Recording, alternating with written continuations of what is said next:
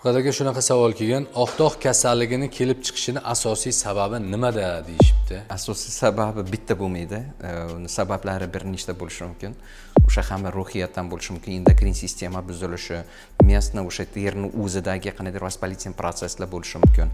Oshqozon ichak bilan ham bog'liq bo'lishi mumkin. O'sha ilikdagi shamollashlar ham bo'lishi mumkin. Shuning uchun gormonal fonni buzilishi bu yerda nimada prichinalari juda ham ko'p bo'lishi mumkin. Keltirib chiqargan sabablarini bartaraf qilmay turib, bu kasallikdan qutulish bu katta muammo hisoblanadi.